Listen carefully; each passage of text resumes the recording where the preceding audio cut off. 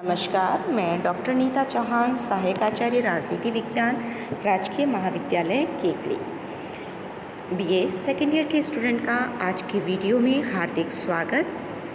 Second year के student विश्व के संविधानों का तुलनात्मक अध्ययन पेपर फर्स्ट का अध्ययन कर रहे हैं और इसके अंतर्गत पूर्व के वीडियो में पढ़ चुके हैं आप लोग ब्रिटेन और अमेरिका की सामाजिक आर्थिक व्यवस्था, वहाँ के संविधानों के स्रोत, संविधान के विकास और संविधान की विशेषताओं का विशद और व्यापक विवेचन। इसी क्रम में आज हम पढ़ेंगे चीन के सामाजिक आर्थिक आधार और संविधान की विशेषताएं। चीन के बारे में हम सभी बहुत ही अच्छी प्रकार से जानते हैं कि चीन एशिया महाद्वीप के मध्य में स्थित है और इसके दक्षिण में हिमालय पर्वत की श्रेणियां हैं जो कि इसे भारत, भूटान और नेपाल से अलग करती हैं। बीजिंग चीन की राजधानी है और सबसे अधिक जनसंख्या वाला देश चीन को माना जाता है। इसके अलावा चीन की विस्तारवादी नीति रही है, युद्ध की नीति रही है और यही कारण है कि विश्व राजनीति में चीन जो है वो अग्रणी स्थान प्राप्त करता है। आज हम चीन की सामाजिक और आर्थिक व्यवस्था का अध्ययन करेंगे। सबसे पहले हम चीन की सामाजिक व्यवस्था को देखेंगे।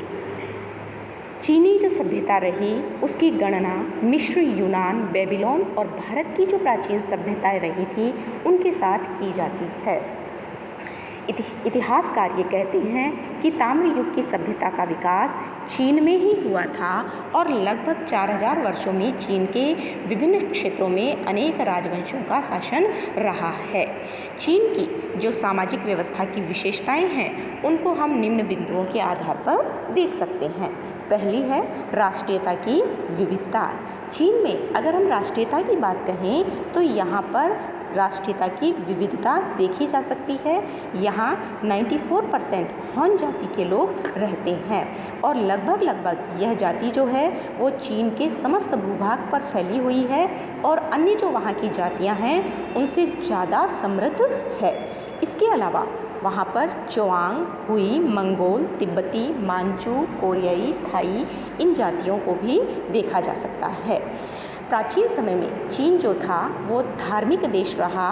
विभिन्न धर्मों के अनुयायी यहाँ थे। लोगों के अंदर कन्फ्यूशियस के विचारों का बहुत अधिक प्रभाव था और यही कारण था कि बौद्ध, ईसाई, इस्लाम सभी धर्मों का यहाँ पर प्रचार हुआ। लेकिन जब से साम्यवादी आए उन्होंने धर्म को अफीम मानना शुरू कर दिया और यह माना कि व्यक्तियों को धर्म का विरोध करने का अधिकार है लेकिन धर्म का प्रचार करने का कोई अधिकार संविधान में नहीं दिया गया। तो इस प्रकार हम देखते हैं कि धीरे धीरे चीन में आस्तिकता के स्थान पर नास्तिकता बढ़ने लगी है। इसके अलावा यहाँ पर बहुत सारी जातियाँ हैं तो सांस्कृतिक स्वायत्तता भी उनको दी गई है। उन्हें अपनी भाषा को, अपनी संस्कृति को सुरक्षित रखने का अधिकार दिया गया है। चीन में बहुत सारी लिपियाँ हैं लेकिन पीकिंग लिपि जो है वो उसे संविधान के द्वारा मान्यता मिली हुई है। चीन के लोग जब आपस में मिलते हैं तो उनको बात करने में बहुत ज़्यादा कठिनाई होती है। चीन में भाषा, साहित्य, कला का जो लक्ष्य है वो समाजवादी विचारों का व्यापक प्रचार प्रसार करना है। दूसरी जो सामाजिक व्यवस्था है, विशेषता है, वो है पुरुष प्रधान समाज। प्राचीन समय से ही चीन जो है वो पुरुष प्रधान समाज रहा है।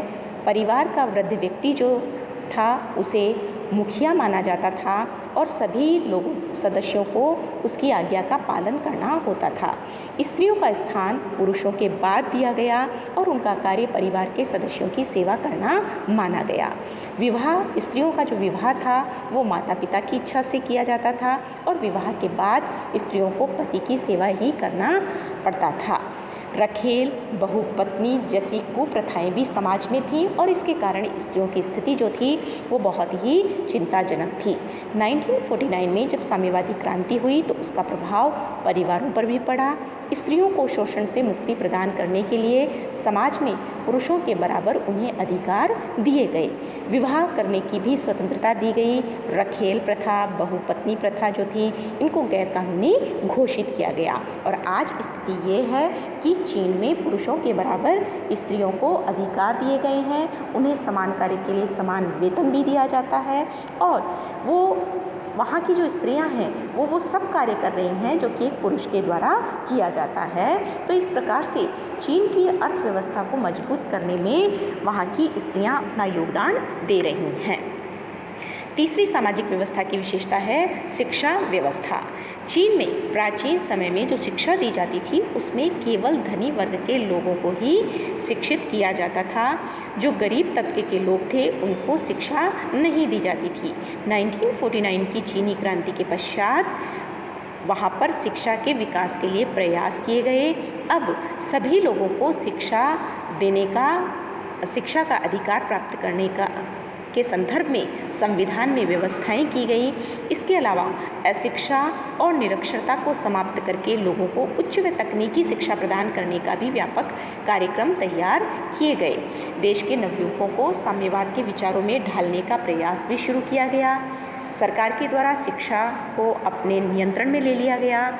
सरकार तकनीकी और व्यवहारिक दृष्टि से लाभप्रद शिक्षा देना चाहती थी और यही कारण है कि आज चीन में वैज्ञानिकों और चिकित्सकों को हर प्रकार की सुविधा उपलब्ध करवाई जाती है और चीन जो है वो विज्ञान के क्षेत्र में आज बहुत आगे निकल चुका है। इसके अलावा वहाँ पर प्रौढ़ शिक्षा कार्यक्रम भी चलाए जा रहे हैं और यही कारण है कि चीन की अधिकांश जनता साक्षर हो चुकी है। अगली जो विशेषता है वो है सांस्कृतिक विकास। जिस प्रकार से चीन में शिक्षा का विकास हुआ उसी तरीके से सांस्कृतिक विकास भी किया गया। चीनी संविधान का मुख्य लक्ष्य जो था वो सांस्कृतिक विकास को रखा गया। इसके अंतर्गत पूंजीवाद की भावना को समाप्त करना और सामाजिक दायित्व की भावना का विकास करना रखा गया। माओ जो थे वो चीन में परंपरागत बुजुर्गा जो संस्कृति थी उसके स्थान पर समाजवादी और साम्यवादी संस्कृति का विकास करना चाहते थे। चीन में जो वहाँ के लोग हैं उन्हें त्योहारों को मनाने की आज़ादी दी गई है। 1 जनवरी को नववर्ष का त्यौहार मनाया जाता है, 1 मई को मजदूर दिवस और 1 अक्टूबर को राष्ट्रीय त्यौहार मनाया जाता है। अनेक प्रकार के खेलों का आयोजन किया जाता है जैसे कि ताश, शतरंज, पतंगबाजी आदि। इसके अलावा फुटबॉल, बास्केटबॉल, वॉलीबॉल आदि भी खेल खेले जाते हैं। चीन में के जो शहर हैं वहाँ पर संगीत व नाटक की भी व्यवस्था की गई है ताकि वहाँ पर इन साधनों के माध्यम से पूंजीवादी व्यवस्था का विरोध किया जा सके। अगली विशेषता है सेना की भूमिका। चीन के संबंध में हम कह सकते हैं कि वहाँ पर विरोध का दमन करने और शत्रु देश के आक्रमण का मुकाबला करने के लिए सेना जो है वो महत्वपूर्ण भूमिका निभा रही है। साम्यवादी क्रांति के बाद सैनिक नेताओं ने सैनिक नियंत्रण समिति और सैनिक व प्रशासनिक समिति के माध्यम से चीन के ऊपर शासन किया। सांस्कृतिक जब क्रांति हुई उस समय भी जन स्वातंत्र्य सेना ने महत्वपूर्ण भूमिका निभाई। 1973 में साम्यवादी दल के जब 10वें अधिवेशन का आयोजन हुआ तो उसका उद्देश्य सेना और महत्वपूर्ण क्षेत्रों में साम्यवादी दल के नियंत्रण को स्थापित करना था। माओ की मृत्यु के बाद कुओ फेंग को भी सैनिक सहायता लेनी पड़ी थी और उन्हें सेना का समर्थन प्राप्त हुआ। आज भी चीन के जो साम्यवादी दल के महत्वपूर्ण पद हैं उनमें सैनिक पदाधिकारियों को देखा जा सकता है। तो इस प्रकार चीन की समाज व्यवस्था में सेना की भूमिका से इनकार नहीं किया जा सकता। अभी हमने चीन की सामाजिक व्यवस्था को देखा, वहाँ की बहुजातीय राष्ट्रीयता, वहाँ पुरुषों की स्थिति, महिलाओं की स्थिति, शिक्षा व्यवस्था, सांस्कृतिक जीवन और सेना की भूमिका को हमने सामाजिक व्यवस्था के अंतर्गत पढ़ा। अब हम देखेंगे चीन की आर्थिक व्यवस्था किस प्रकार की है। तो उसमें सबसे पहले हम पढ़ेंगे कृषि के क्षेत्र में विकास। 1949 से पहले चीन में कृषि की स्थिति अच्छी नहीं कही जा सकती, बहुत दयनीय स्थिति। लेकिन जब साम्यवादी क्रांति हुई तो इसके बाद कृषि के क्षेत्र पर विशेष ध्यान दिया गया, भूमि सुधार के कार्यक्रम चलाए गए और ये माना गया कि चूंकि यहाँ पर कृषि योग्य भूमि कम है, गेहूँ, चावल, मक्का, जौ, बाजरा आदि का ही उत्पादन किया जाता है, तो यहाँ पर अनाज उत्पादन में वृद्धि नहीं हो पाने के कारण खाद्य पदार्थों का आयात करना पड़ता है। इसलिए चीन की सरकार ने अपना मुख्य लक्ष्य रखा खाद्य पदार्थों के उत्पादन में आत्मनिर्भरता की स्थिति को प्राप्त करना। और हम देख भी रहे हैं पिछले कुछ वर्षों में चीन ने कृषि के क्षेत्र में बेहद उल्लेखनीय प्रगति की है और अत्याधुनिक तकनीक, रसायनों, उर्वरकों आदि का प्रयोग किया गया है। अनेक स्थानों पर कृषि अनुसंधान केंद्र भी खोले गए हैं जिनको the Chinese academy of agriculture sciences से निर्देशित किया जाता है। तो इस प्रकार 1949 के पश्चात साम्यवादी दल के द्वारा कृषि के क्षेत्र में विकास किया गया है। अगली विशेषता है औद्योगिक उत्पादन में वृद्धि। 1949 की जो साम्यवादी क्रांति हुई थी, इसके पूर्व उद्योग धंधों की स्थिति भी बहुत चिंताजनक थी। कल कारखाने पिछड़े हुए थे, भारी उद्योगों का कोई योगदान नहीं था। साम्यवादी क्रांति के बाद सरकार ने अर्थव्यवस्था को गति प्रदान करने के लिए उद्योगों का राष्ट्रीयकरण सीमित मात्रा में प्रारंभ कर दिया।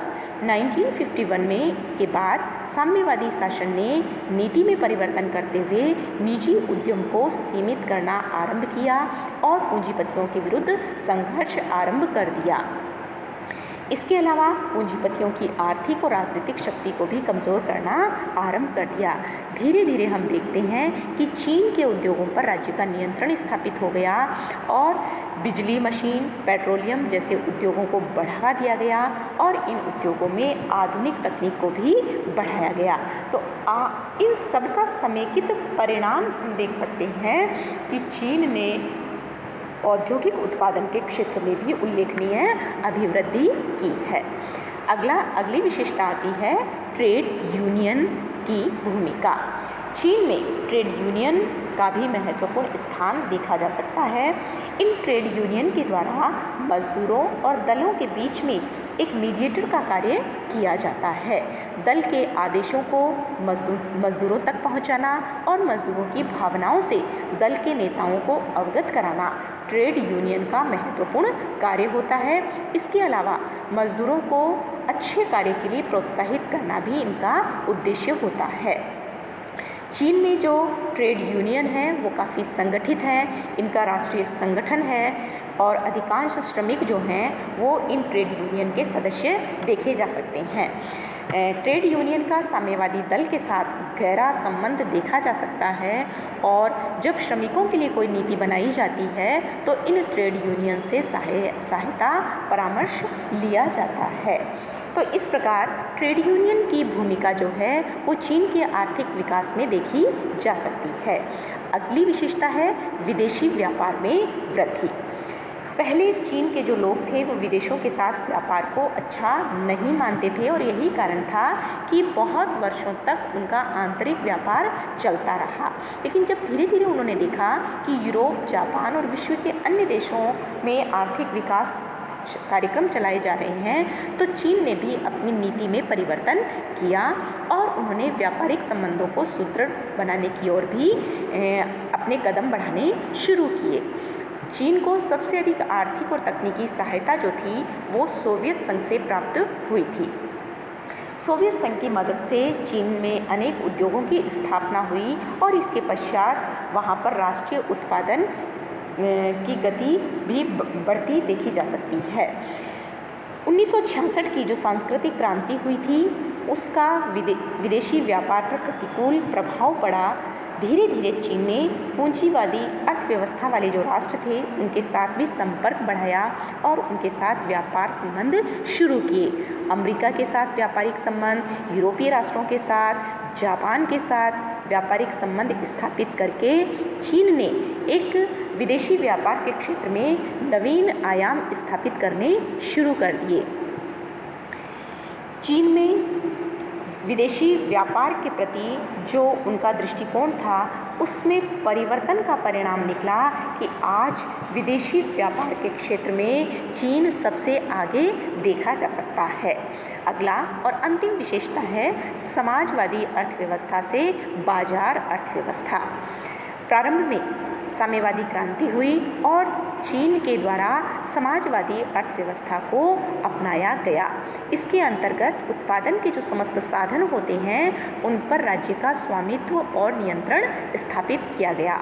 आर्थिक क्षेत्र में जो भी योजनाएं बनाई जाती थी उन्हें राज्य के द्वारा तैयार किया जाता था और विभिन्न स्तरों पर लागू किया जाता था। इस प्रकार हम देखते हैं कि अर्थव्यवस्था पर राज्य का और नौकरशाही का नियंत्रण स्थापित था। लेकिन धीरे धीरे वहाँ पर इस व्यवस्था में परिवर्तन किया गया क्योंकि इससे अर्थव्यवस्था की स्थिति जो थी वो कमज़ोर होने लगी। कृषि और उद्योग के उत्पादन के क्षेत्र में गिरावट देखी गई और आर्थिक असंतोष की स्थिति उत्पन्न होने लगी। ऐसे में जब डेंग जियाओपिंग ने चीन की सत्ता पर अधिकार किया तो उन्होंने यथार्थवाद को अपनाते हुए समाजवादी अर्थव्यवस्था से निकलकर स्वतंत्र अर्थव्यवस्था या जिसे हम बाजार अर्थव्यवस्था कहेंगे उस दिशा में चलना प्रारंभ कर दिया। 1995 तक आते आते इसको पूरी तरीके से स्वीकार कर लिया गया और आज के संदर्भ में अगर हम देखें तो चीन आर्थिक विकास और आधुनिकीकरण की दिशा में सबसे आगे चल रहा है। बाजार अर्थव्यवस्था को अपनाकर चीन ने अपना बहुत ही तेज़ी से विकास किया है और आज चीन की प्रति व्यक्ति राष्ट्रीय आय जो है वो $890 है, जबकि भारत की प्रति व्यक्ति आय जब तुलना करें तो $480 देखी जा सकती है। तो इस प्रकार हम देखते हैं कि चीन में 1949 से पूर्व जो व्यवस्थाएं थीं उनमें जब परिवर्तन किया गया तो वहाँ पर एक नई अर्थव्यवस्था को स्वीकार किया गया और इस नई अर्थव्यवस्था को अपनाने का परिणाम रहा कि चीन आर्थिक क्षेत्र में सबसे आगे बढ़ने लगा और उसने जो अपनी आर्थिक क्षेत्र में उदारीकरण की नीति अपनाई उसी का परिणाम हम कह सकते हैं कि आज विश्व का कोई सा भी ऐसा देश नहीं है जिसके साथ चीन ने अपने आर्थिक संबंध स्थापित नहीं किए हों। तो चीन की जो सामाजिक और आर्थिक व्यवस्था हमने पढ़ी, इसी के माध्यम से चीन की राजनीतिक व्यवस्था का निर्माण हुआ है, जिसे हम अगले वीडियो में देखेंगे।